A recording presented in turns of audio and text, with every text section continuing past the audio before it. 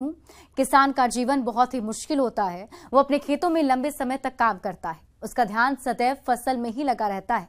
वे अपनी कड़ी मेहनत की ताकत पर अपना जीवन व्यतीत करते हैं और ऐसे ही किसानों की प्रगति के लिए हम खेती बाड़ी से जुड़ी हुई बहुत सी नई लाभकारी जानकारियां हर रोज सुबह लेकर आते हैं। तो चलिए कार्यक्रम शुरू करने से पहले देखते हैं क्या है आज के अन्नदाता में। पपीते की उन्नत किस्में और रोपाई पर तकनीकी सलाह।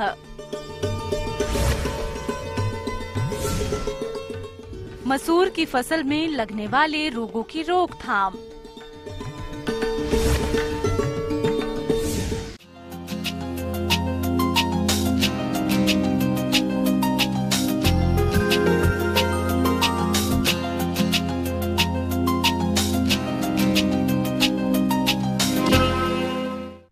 पपीते के बाग हमारे राज्य में आमतौर पर जहां जहां देखे जा सकते हैं और जैसा अभी इसकी रोपाई का सही समय चल रहा है, तो जो किसान इसका नया बाग लगाना चाहते हैं वे इसकी उन्नत किस्मों की कौन कौन सी किस्मों का चयन करें और पौध रोपाई करते समय किन किन बातों पर विशेष ध्यान दें, इस बारे में अपने सुझाव दे रही हैं कृषि विज्ञान केंद्र सबौर जिला भागलपुर की कृषि वैज्ञानिक डॉक्टर ममता कुमारी।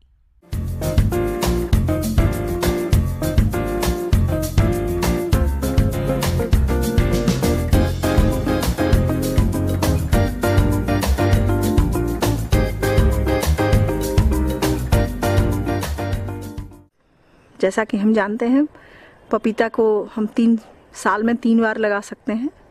गर्मा के लिए अभी लगाते हैं फरवरी के माह में, खरीफ के लिए जून में लगाते हैं और रबी में हम सितंबर अक्टूबर में लगाते हैं, जिसके लिए नर्सरी हमको तैयार करना होता है। गर्मा में लगाने के लिए हम नर्सरी तैयार करते हैं दिसंबर जनवरी में। दूसरा चीज़ है कि पपीता की बहुत सारी प्रजातियां हैं, जैसे पूसा नन्हा है, पूसा ड्वार्फ है, पुणे सिलेक्शन 1, 2, 3 है, कोयम्बटूर सीरीज है, रेड लेडी 786 रेड बेबी पर भी जा रहे हैं।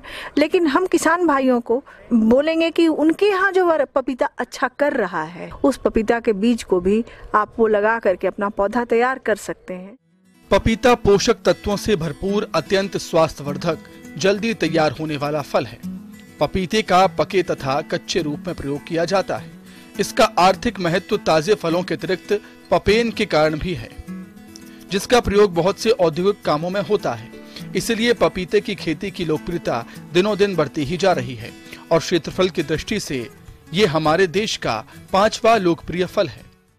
अभी जिन किसान भाइयों ने अपना पौधशाला तैयार कर रखा है, उन किसान भाइयों को अभी उसके लिए गड्ढे की खुदाई करनी चाहिए। पपीता लगाने के लिए किसान भाइयों को 2 घन फीट का गड्ढा करें।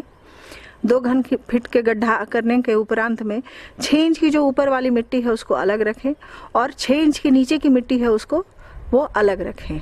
गड्ढे को कुछ दिन खुला छोड़ दें ताकि गड्ढे के अंदर जो भी उसका कीट है, फफूंद है, वो धूप में लग करके कुछ न कुछ समाप्त होगा। जो क्षेत्र है पपीता को मुख्यतः हम लोग 2 गुना 2 मीटर पर लगाते हैं, लेकिन हम पपीता को 1 गुना 1.8 मीटर इंटू 1.8 मीटर पर भी लगा सकते हैं। अगर हम पपीता को 2 गुना 2 मीटर पर लगाते हैं तो हमारा 1 हेक्टेयर में लगभग 2500 पौधा आता है। लेकिन अगर हम 20 सेंटीमीटर घटाते हुए 1.8 गुना 1.8 मीटर पर लगाते हैं तो पपीता का पौधा लगभग हमारे यहाँ 586 पौधा बढ़ जाता है। 3086 पौधा प्रति हेक्टेयर हो जाता है। तो अगर प्रति हेक्टेयर इतना पौधा हो जा रहा है, 586 पौधा का हमको लाभ प्राप्त हो रहा है उसी प्रबंधन में, तो किसान भाइयों को इसके सघन की तरफ बढ़ना चाहिए। पौध लगाने से पहले खेत की अच्छी तरह तैयारी करके खेत को समतल कर देना चाहिए ताकि पानी भर न सके। जब पौधे 20 से 25 सेंटीमीटर के हो जाते हैं तो पहले से तैयार किए गए पौधों को 2 से 3 की संख्या में प्रत्येक गड्ढे में 10 सेंटीमीटर के फासले पर लगा देते हैं। पौधे लगाते समय इस बात का ध्यान रखते हैं कि गड्ढे का ढाल पौधे की तरफ हो। पौधे लगाने के बाद सिंचाई कर लेना चाहिए। उसके उपरांत कुछ दिन खुला छोड़ने के बाद जो आपने नीचे की मिट्टी निकाली है उसमें आप कम से कम उसमें 2.5 kg कंपोस्ट मिलाएं, उसमें 50 ग्राम DAP मिलाएं, 50 ग्राम पोटास मिलाएं और कार्बेंडाजिम भी मिला सकते हैं, डाइथेनियम 45 भी मिला सकते हैं, या आप कुछ दिन 2-3 दिन विलम्ब से उसमें ट्राइकोडर्मा विरिडी भी मिला सकते हैं। जो कंपोस्ट वाली मात्रा है उसमें ट्राइकोडर्मा विरिडी मिला दें और कुछ दिन रुक करके इसको पूरे को मिक्सचर को मिला करके गड्ढे की भराई कर दें। नीचे वाली मिट्टी को, जो ऊपर 6 इंच का जो मिट्टी निकला था उसको नीचे डाल दें और ऊपरी भाग में मिट्टी, बाद में जो मिट्टी निकला है 6 इंच के बाद का मिट्टी जिसमें आपने खाद डाला है, उर्वरक डाला है, उस मिट्टी को ऊपर में डाल दें। अब आप इसको बढ़िया से गड्ढे को पटा दें। पानी से पटाने के कारण मिट्टी को स्वतः जब बैठता है ना, तो जब पौधा लगाते हैं उसमें तो मिट्टी उसका भरभराता नहीं है, गिरता नहीं है, जिसके कारण पौधा बीच वाले अवस्था में टेढ़ा नहीं होता है। शाम के समय में आप पपीता का पौधा लगाएं। पपीता जल्द फल देना शुरू कर देता है, इसलिए इसे अधिक उपजाऊ भूमि की जरूरत है। अच्छी फसल के लिए 200 ग्राम यूरिया, 250 ग्राम फास्फोरस और 500 ग्राम पोटाश प्रति पौधा की आवश्यकता होती है। इसके अतिरिक्त प्रतिवर्ष प्रत्येक पौधे को 15 से 25 किलोग्राम गोबर की सड़ी खाद, 1 किलोग्राम हड्डी का चूरा और 1 किलोग्राम नीम की खली की जरूरत पड़ती है। पपीता का पौधा लगा करके उसमें हल्की हल्की सिंचाई करें, हल्की हल्की सिंचाई करते रहें।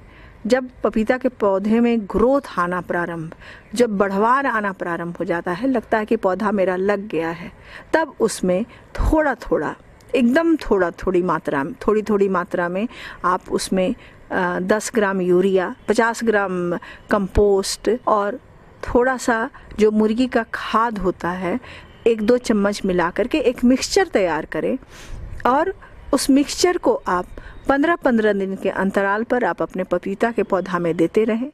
दिसंबर से जनवरी माह में उर्वरक नहीं डालें, क्योंकि इस समय प्रदेश में तापमान काफी कम होता है और जाड़े में पौधों की वृद्धि रुक जाती है।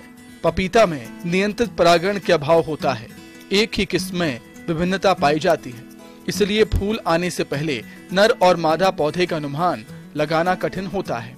ऐसे में फूल आने के बाद केवल 10% नर पौधों को छोड़कर सभी नर पौधों को निकाल दें और उनकी जगह नए पौधे लगा दें।